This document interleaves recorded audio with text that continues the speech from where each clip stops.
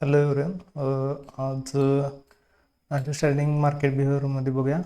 आजचा म्हणजे कालचा डे हाय होता 45.95 आणि डे लो होता 44.87. आणि मागचं जे आपलं एक ट्रेड चालू होता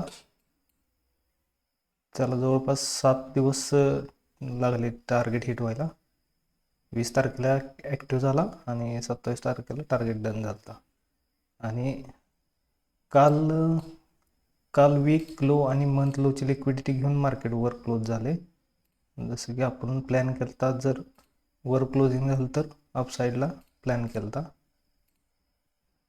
आणि वीक लो आणि मंथ लो घेऊन वर जाताना एकदम इम्पल्सिव्ह मुवमेंट घेऊन वर गेले. इथं एपीज सोडलाय, इथं पण एपीज सोडलाय.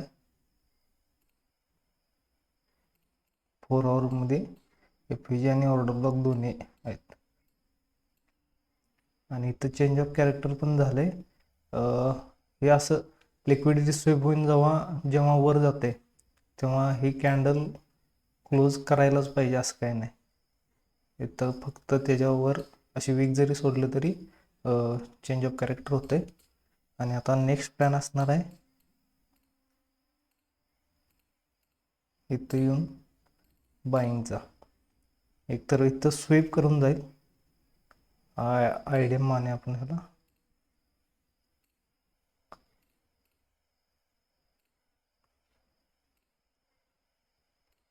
आणखी एक कन्फर्मेशन आपण प्रीमियम डिस्काउंट झोन मार्क करूया.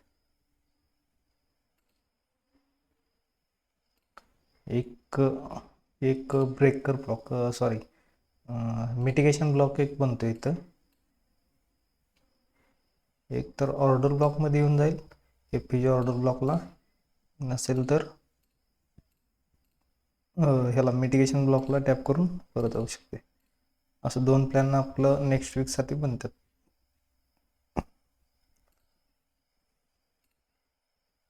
आणखी अपडेटसाठी टेलिग्रामवर मी अपडेट करेल. ओके, ठीक आहे, बाय.